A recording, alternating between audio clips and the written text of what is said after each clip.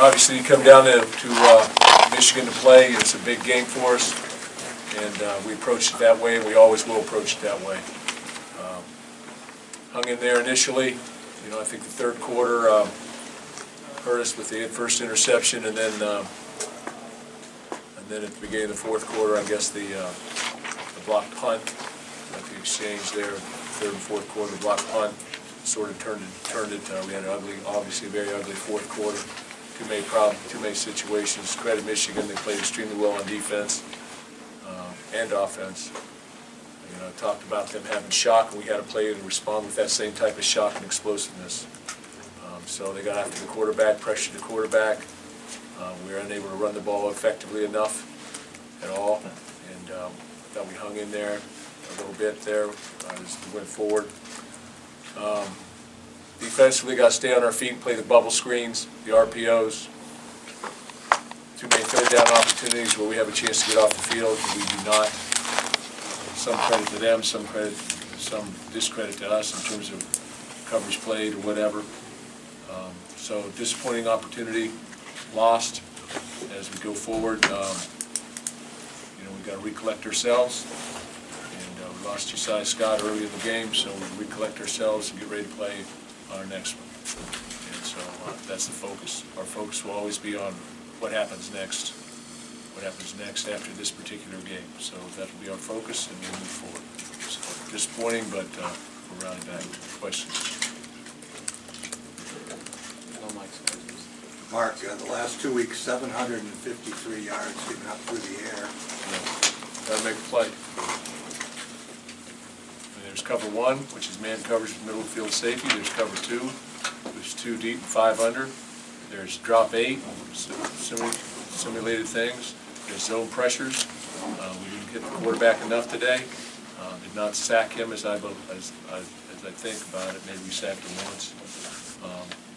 But got to make plays on the ball in the deep part of the field. That's part of it. And you've got to have guys who can go up and make it on the offensive side. Obviously, they did that. 3rd and 20 or so, you know, got to make a play on the ball. So that's not to sit there and say it's players or it's coaches. It's all combined. Can you talk about the lack of discipline? You had the 30 yards of penalties and that one when you were kind of driving the game still tied. And I know Jacob gets thrown out of the game late. Were you disappointed in some of those? Disappointed in those because we talk about keeping our composure. I think the game was called close. I think it was called close in terms of by the referees, by the officiating crew, due to the everything that goes on in this game. So I think it was called close. So I'm not sure until you see the film, but I know the one series where we're down on, I think we're on about the 40-yard line or so. We get a holding call plus a taunting, which I'm not sure I saw that, but it's right on their sidelines. But it does. That's a 25-yard penalty that negates it.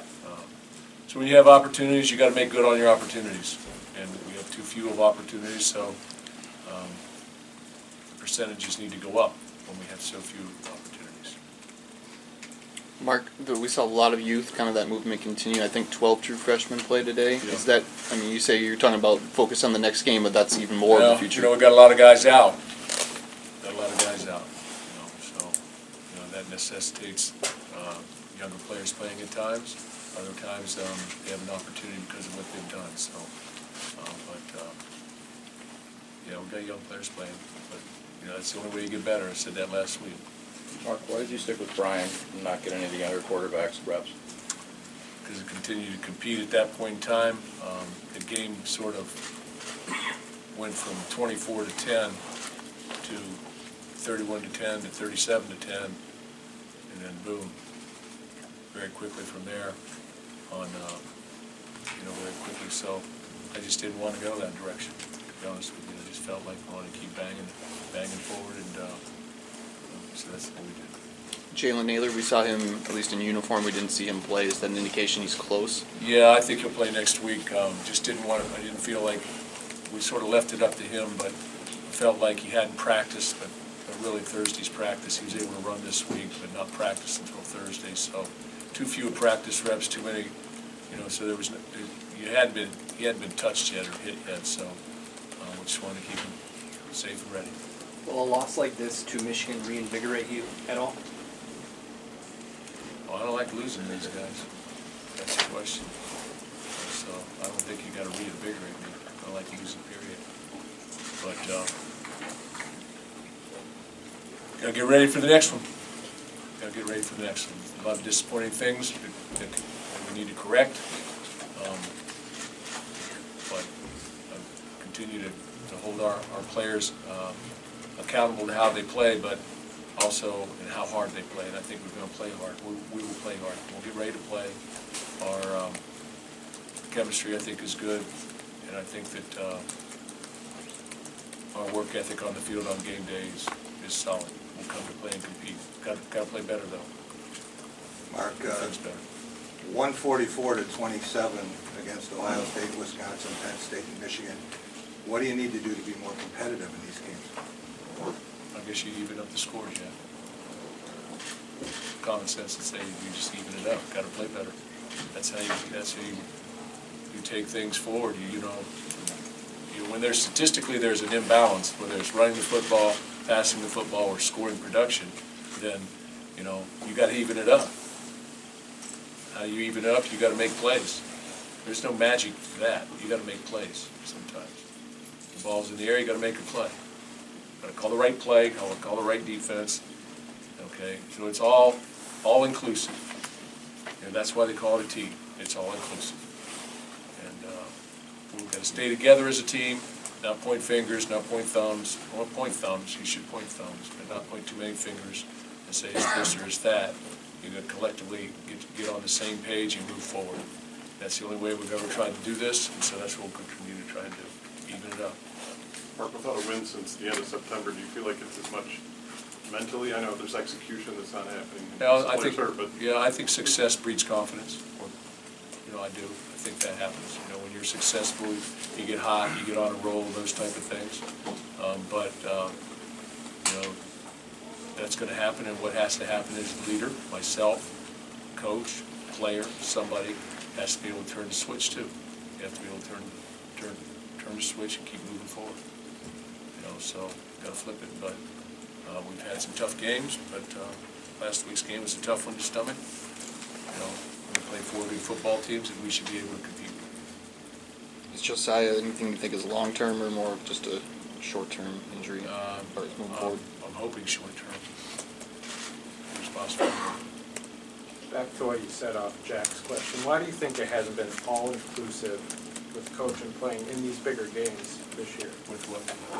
Sorry, why do you think it hasn't been all-inclusive with the coaching staff, your players, in these big games, and it's created that lopsided imbalance? Because of turnovers.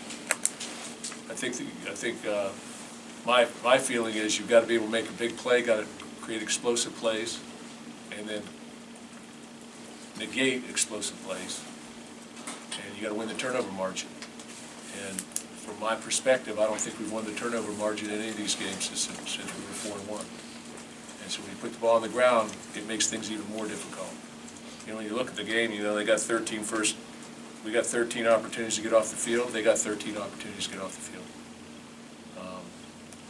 So they were 8 for 13 as I look at this, which is far too much.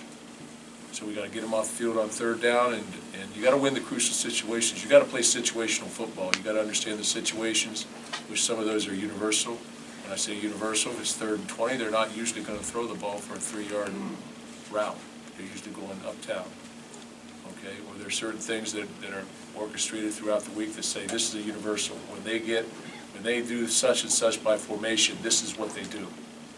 These are the things you have to defend. These 3 things. Conversely, on the other side of the ball, you need to look at things and say the same. So got to win the turnover margin. I would say that's the biggest thing. And you got to be able to run the football and stay balanced on offense. Mark, before this season, my sense was you really had high hopes for this group and liked this team a lot. And I'm wondering what you didn't see then that you're seeing now. What you didn't predict. It's kind of transpired. Well, I didn't predict that we'd have 5 offensive linemen out. So, I didn't predict that we'd have 3 wide receivers out, or two of our better wide receivers out. Had a lot of injuries on our offensive side of the ball. We've stayed pretty much intact on the defensive side of the ball. I didn't anticipate that they would throw the ball as effectively as they have. Pretty much had their whole secondary back from last year. I would say it was a top 10 defense as a whole. Right now, we're not performing to that level as a group. Now, there's a lot of things that go into that, and I think we're talking in broader, bigger pictures right now than relative to just this game. But there's a lot that goes into it, and some of it is confidence and those type of things. So, that's what I'd say. Mark, this is obviously the worst loss in this game in your tenure, and you talk about the next game. As the leadership, both of you and the team, how do you, I guess, fix this with the last 2 games remaining? How do you keep from fixating on this game? Oh, we work on this game all year long, to some degree, because it's an important game. But after it's done, whether you win or you lose, you must let things go and you must move to the next challenge. And so that's what we've always tried to do. And that's what we've done in the past, and that's what we'll continue to do. You have to be able to do that, otherwise things start to weigh you down. You've got enough things to worry about, or a person or us or whoever. So, we got to go. There's no time to waste around and shuffle around and talk to the reporters. Okay, you got to go. And that's the way we handled things, and that's what we'll do. But is there anything specifically that you can identify that hasn't happened over the last 4 games that you haven't been able to get back? What do you think? That we haven't been able to get back? That you haven't been able to get back in the win column. That it's been, you lose, you lose again.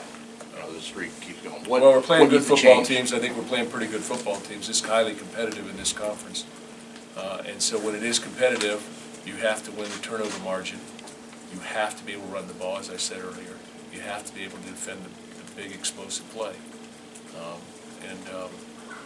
We've got guys with good ball skills, got to make the play. And they got guys too. So that's part of it. But I'm not sure if I'm answering your question. I'm wondering less from a physical side, more from a leadership side at this point. Oh, from a leadership standpoint, you must stand vigilant. I think that's what leaders must do. You must stand vigilant. You must take responsibility, but you must stay the course too, and you must be strong. And I keep asking ourselves, just like I ask our football team. Now, I didn't ask them after this game, but how strong are you? How strong are you? Can you weather storms? If you can't weather storms, then this may not be the situation you want to put yourself in. So, weather the storm. That's whether you're a leader on this football team internally as a team member, or collectively as a coaching staff, or as the head football coach. So I'll weather the storm. All right, thanks, guys. We're going to bring some players in now.